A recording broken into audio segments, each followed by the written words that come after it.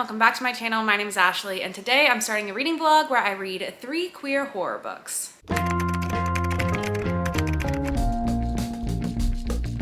To be honest, this was a bit of an impromptu last-minute decision. I was getting ready to read these 3 books all back to back to back, and I realized they were all queer horror books, and it's Pride Month, so I thought what better time to make a reading vlog to read them all together at the same time. Really worked out really well in my favor because also I'm moving right now. If you can't tell with the boxes behind me, there's a million all around me that you just can't see right now, and I needed one more video to be ready for the time that I'm in the middle of my move, so here we are. That's how you landed here today. In this video, I'm going to be reading 3 books. Those are Just Like Home by Sarah Gailey, which is a new release book that is coming out in July that I have an arc of. Primal Animals by Lynn Rubin, which just came out, I believe, in May. And then We Can Never Leave This Place by LaRocca, which is an early copy that the author very kindly sent to me. And I don't know off the top of my head when this book is coming out, but I will put the date on the screen for when this one's coming out. You're currently speaking to future Ashley, who has already read all these books. I can let you know that I have one book that goes really well, one that goes not so well, and one that is right about in the middle. So I'm just gonna go ahead and send you on the adventure to see my journey with reading these books, and I hope you enjoy.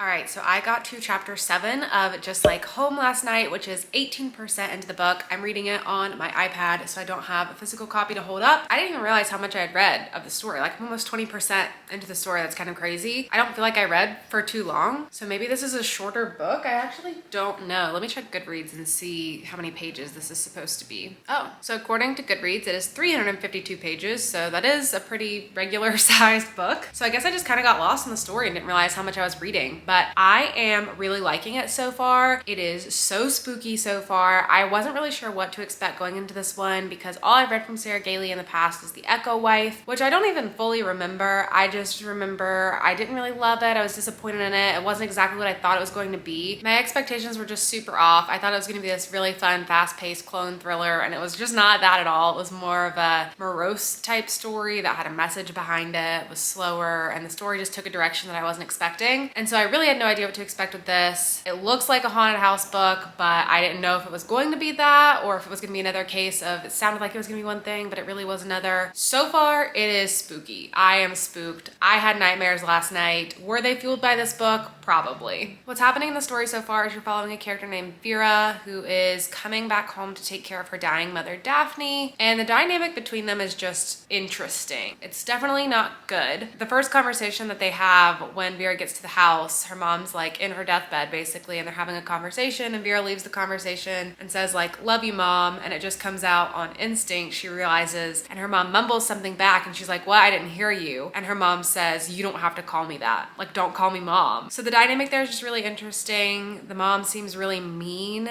but obviously there's a lot of history here. It's revealed in the synopsis that this is the home of a serial killer, which I assume means that her dad was a serial killer, but it's not yet revealed in the story that he was a serial killer, but there's a lot of hints towards that because you're getting a little bit of flashbacks from her childhood as well, from when she would like hear creepy noises and her dad would be like, "It's just animals," but you're like, was he keeping people in the basement? I don't know, but so far it is just really, really good at building up this creepy, tense atmosphere. The whole thing with her mom dying and just like the grotesque depiction of her mom in that state nearing death, the vibes of the house and how the house is kind of crumbling in some places. And then you've got the situation where there's this artist who is also staying in the guest house who is described as a parasitic artist, and apparently this is a thing like that her mom does, is let artists stay in the guest house. A lot of people I guess want to come here because of the infamy of the family. I don't really know. I'm creeped out. It's like small town vibes as well. Like now that she's returned, everyone's looking at her like, "Why did you come back? Why are you here?" Like spitting on her, not literally, but like metaphorically spitting on her for returning back to the town. So far it's an excellent build up. I'm really intrigued in the story. It really pulled me in super fast, especially because I read so much of it and I didn't even realize I was reading that much of it. But yeah, I'm pleasantly surprised with this so far. I'm hoping that it continues with this trajectory. I have absolutely no idea where the story is going to go. I'm hoping we get more flashbacks from her childhood because I think that'll be really interesting to see how that plays out. But yeah, I don't know. I am in for the ride with this one. So I'm gonna read more of it later tonight and then I will get back to you to let you know how it's going. All right, so I'm 50% into Just Like Home and I'm still really enjoying this book. I feel like it's been a while since I've read a really good haunted house story. The last haunted house story I read was The Haunting of Ashburn House by Darcy Coates, which wasn't necessarily for me. It was more of like a cozy horror. And it's been a while since I read like a good creepy haunted house story. I don't really think I've even read that many, to be honest, with how much horror I read. I don't think I've really read much like haunted house. I've read Home Before Dark by Riley Sager. I've read The Haunting of Hill House by Shirley Jackson. And I've read some YA horror haunted house type stories, but I don't really have a ton. I've read Mexican Gothic by Sylvia Morena Garcia. I don't know, I just don't feel like I've read a bunch of haunted house stories and I'm really enjoying this, so I feel like I should be reading more haunted house stories. I will say this book does feel pretty slow, especially in the first 25%. I was really interested, and then from 25% to 50%, it doesn't feel like a ton has happened. You're getting more like backstory and history, and you're building this tension and suspense and dread in the story. It's definitely slow moving. That's something I really like in books a lot of the times. There are slow books that I have despised in the past, but I can be pretty patient with a book. If it has a good payoff in the end, I will be very satisfied. So I have a feeling this might be a little slow for some people. I know I'm saying like I'm really enjoying it, but I feel like some people might not enjoy it as much at this point because it is slower. I'm really hoping the ending has a really good payoff so that I can really rave about this book because I am really liking it. I don't know if it feels like a 5-star right now. It feels kind of like a 4-star. And I think if it has a really good ending, it could be a 5-star. I'm just kind of waiting to see how the pieces all come together because I'm still not really sure the direction that this book is going. You're just learning a lot about different things. I really like the pacing at which you're gathering more information about our main character, about her dad, about her relationship with her mom, which is just very bad and very interesting to read about. There's a part of the story where you're getting a flashback of our main character when she was younger and she like falls off her bike and has an accident. There's like more to it, but like she gets hurt and she's having a conversation with her mom and they're talking about her dad, and she asks her mom if her dad loves them, like loves her mom and herself. And the mom says, well, he loves me, but your relationship with him is your own business. Like won't even tell her daughter that her dad loves her. So yeah, I'm finding that dynamic really interesting. Just like all the pieces you're getting around like what her dad did and her relationship with her parents and what's going on in the house now and what's going on with this artist and what's going on with this other person who's in the story. Like there's all these elements weaving together, and I like how you're just like confused and slowly getting different puzzle pieces to put together. I don't know if I'm really expecting there to be like a big twist. I feel like it's not going to have a big twist. It feels like it's just going to be like the puzzle picture is going to come together, but I don't know, I could be wrong about that. But I'm super excited to see where the rest of the story goes. I'm very excited to finish this book and I'm very glad that I'm having a good time with it. Hello, it is the next day and I finished Just Like Home last night, so I wanted to let you know my update for how I felt about the whole book. It was a weird one. It was a doozy. It went in a direction that I wasn't quite expecting. The ending did surprise me and I don't know if I loved it. I feel like the book started really strong. I love the atmosphere it was building. I loved the tone. I loved the haunted house vibes. I really loved the vibes throughout the book. It was creepy, but I did kind of feel like it gradually got less interesting the more I was reading. I got to a point around the 60% mark where I was like, okay, something needs to happen or this is gonna be really boring. And I feel like there was quite the lull from the 60% mark to about the 80% mark, maybe even a little bit further, where it feels like you get caught in this pattern, a little bit of repetition, and there's not a lot of plot advancement. I felt similarly, I think, when I read The Echo Wife. I don't remember my exact thoughts on that book, but I do remember feeling like a lot of what happens in the story is explained in the synopsis, and there wasn't a lot of like new surprising things in that one, and that was a shorter book. But this one, I do just feel like it kind of dragged a little bit. The vibes were great. The vibes were great through the whole thing, but ultimately, like the final experience that I have with the book wasn't amazing. So I feel like for ratings, I'm feeling somewhere between a 3 to a 4, probably like a 3.5, I think is where I'm gonna land for it. I wanna tell you what it reminded me of, but it could be a little bit spoilery, but there's a particular horror movie that it reminded me of, which also isn't my favorite, but I don't know. After this book comes out, or if you read an arc of it, definitely hit me up on Instagram because I wanna chat about this one because it was weird. But yeah, that's kind of how I felt about that. It was a little bit disappointing because it started so strong, but ultimately it just didn't end up being my favorite thing. But I do still want to read more haunted house books because I just loved the atmosphere of the haunted house and everything that was done with the house and how the house became a character, and it just didn't fully work for me by the end. So that's it for Just Like Home. Next I'm going to be picking up Primal Animals. I really have no idea what to expect with this one. Never read from this author before, never heard anyone talk about this book, never heard anyone talk about this author. Don't know if it's a debut. Could be, not sure. But going in, fully open-minded, no idea what to expect. I hope that I enjoy it, and I will let you know once I've started the book and give you my first impressions in the first 50 pages or so.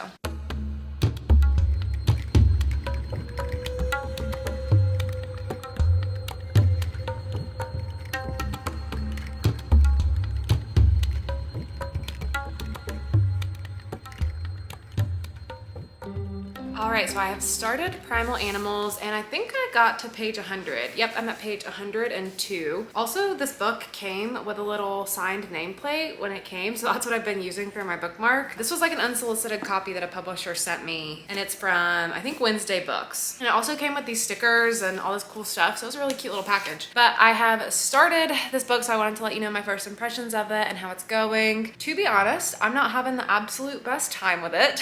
It's okay, but it's just very YA. You know, sometimes you read a YA book and it feels a little older, like the characters feel like 18 to 23. Sometimes you read a YA book and it feels like almost middle grade, from like 13 to 15. And sometimes you read a YA book and the characters feel like exactly 16 years old. And something about that age and reading that is just not my favorite. And this feels very much like in that age range. So I'm probably not the best audience for the age level that this book is. Also, I just realized I'm sitting in front of a blank bookshelf with no shelves. You're probably wondering about that. I'm moving, so everything is packed up, and this is the state of things right now. But yeah, I think it's okay so far. I think it's fine. It's definitely super slow. Like, I don't really know what the book is going to be. So far, you're following this girl, Arlie, who is being dropped off at this camp that her mom went to when she was younger, and it's kind of like a Catherine House situation, if you've read that book, where the summer camp is supposed to help you improve your SAT scores, improve your ACT scores, help you get into a better college, help you along your path of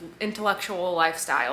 And so that's what she's there for, but they also do like yoga classes and archery, and it's still like a summer camp. The energy around her mom's not great. Like, she clearly has bad legacy and lives a little bit in infamy with a lot of the other girls' minds, because they're like, ooh, that's Arlie Gold, that's Sam Gold's daughter, and you don't know why, and she doesn't know why. She's kind of learning about her mom's legacy. And then when the book kicks off, finally around page like 80 or 90, Arlie is being invited to this secret society, and that's what it's going to be, is like, what is that? What's going on? Because I haven't been having the best experience with this book, I did check out Goodreads reviews just to see some other thoughts from other readers, and this book's got really bad reviews. Like, there's a lot of 2 stars, like a lot. So I don't know, my hopes aren't super high for this one. I also feel like there's a lot of characters and it's kind of hard to follow and know who all the characters are. Like, I was having trouble even figuring out who the love interest is supposed to be, because I know there's a sapphic relationship in this, but there's like 14 girls, so it was kind of hard to figure out where we were going with all of that. And it's kind of hard to remember, like, who are the mean girls, who are the popular girls, who are the nice girls, who are the girls in the secret society. There's just like a lot of characters being thrown around, so I do wish that was condensed a little bit. I'm not having a terrible time, but I just don't see this becoming a new favorite 100 pages in. It's only like 280 pages. I'm still going to try to finish it just to see, but I do feel like this might have been a DNF if I didn't already decide to do a reading vlog for it, just to be honest. So yeah, that's how I'm feeling with this. I'm probably gonna go ahead and try to finish the rest of the book, and then I'll check in with you on my final thoughts of it. Also, wanted to show you my new shirt that I got while I have it on. This is a support your local library shirt from the company Boardwalk T-shirts. So I'll have a link down in my description below if you want to check them out. They've got cute graphic tees. Not sponsored at all in any way, but they reached out and asked me if I wanted a shirt, and I said sure. So wanted to give them a little shout out. They have a lot of different style graphic tees, like bookish ones, but then other things too, and I just thought it was really nice that they reached out. So wanted to give them a little shout out if you wanted to check them out. But yeah, I'm gonna get back into reading. It's a Monday night, which means that my friend Jessie from Reading with Jess is doing reading sprints tonight, so I'm gonna be reading this on those reading sprints, and then I probably won't finish it tonight. Maybe I will, I don't know, but I will talk to you once I have finished the book. Forgive me for the non-aesthetic aesthetic background. I'm moving, there's boxes everywhere. It is what it is. But I did finish Primal Animals, and I also finished We Can Never Leave This Place since we last spoke, so I do want to tell you about both of these books, but we'll start with Primal Animals. Unfortunately, didn't have the best experience with this book. Ended up giving it a 1 star, which I know feels really harsh, and I usually am pretty sparing with my 1 stars, but I've been giving them out a little more frequently now. Really, I would have just DNF'd this book and it would have been a DNF, but I was reading for the vlog, so I pushed through, skimmed pretty much the second half of the book, and it was just not what I wanted it to be. I guess I wasn't the intended audience of this one because it was a little more YA than I'm used to even reading for YA, and I just really wanted it to go there, but it didn't really go there the way I wanted it to go there with what was going on in the story. There were definitely gross, gruesome moments, but it felt like it was there for shock value more so than compelling plot. So I didn't really end up loving this one. I went back and read more Goodreads reviews, and I feel very similarly to a lot of other people. And I do really like YA horror. Some of my favorite horror books are YA horror books, so I know it's not an issue with it being a YA horror. It just didn't really work for me. So that was my unfortunate experience with Primal Animals. And then We Can Never Leave This Place by Eric LaRocca. This was a doozy.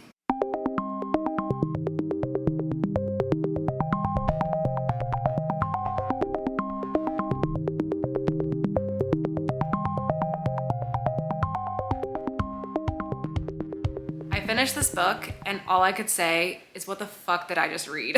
This one is wild. If you've read from this author before, you know that their style is grotesque and gruesome and just super compelling. This is the third thing I've read from Eric LaRocca, and so far they've all felt really different, which I feel like is hard to do for an author, so that's pretty impressive that they all feel super different. This one definitely feels the most fantasy out of the 3 that I have read from him now, and honestly the whole time I just had no idea what was going on. I finished the book and I had no idea what was going on. It just took me on a trip. I do feel like it was good. I was definitely super intrigued in the story. I was super invested the whole time, trying to figure out what the heck was going on in this story. It was creepy. There were dark moments. Creepy in a very different way from some of the other books that I've read from this author, which is what's so cool, is that they all feel very different. The most comparable thing that I have to compare this to is if you've ever read from Kafka before, if you've read Metamorphosis, this kind of reminded me of that in a way. But other than that, I haven't really read anything else that I could compare this to. It was just so bizarre. I don't think I even fully told you what this is about. There is a synopsis on the back, so I guess I can tell you, but it is very vague. You're following a young girl, her father dies violently, and then her mother welcomes a new guest into their home who is claiming that he will protect them from the world of devastation and destruction outside their door. Another vague synopsis from Eric LaRocca. What else would you expect at this point? But yeah, I definitely still had a good time with it, although it wasn't my favorite of his. I'm going to give this one, I think, a 3 star because I was just left with a lot of questions. I don't feel like I really got it in the end, and it kind of just felt like a really quick nightmare that I woke up from and then had no idea what the meaning of it was. But definitely still fun, definitely still recommend it if you like Eric LaRocca's other stuff. Would still definitely recommend picking this one up. So that's a wrap on this vlog. I am glad I did this little impromptu decision to vlog these books. I was gonna read them all anyway, so it just worked out nicely to put them in a vlog. Even though they weren't all shining successes, I did at least enjoy 2 of the books that I read, and definitely I think my favorite would be Just Like Home by Sarah Gailey. Is it a new favorite horror book of mine? I don't think so, but I did still enjoy it and I had a good time with reading it, and it was definitely the highlight of this vlog. Let me know down in the comments below if you have read any of these books, if you're planning to read any of these books, and let me know what you think of them. And if you want to leave an emoji down in the comments below to let me know that you got to the end of today's video, leave a spider emoji. If you know, you know. Quick nod to this book. Super creepy. But that is it for me. Thank you so much for watching, and I'll see you all in my next video. Bye!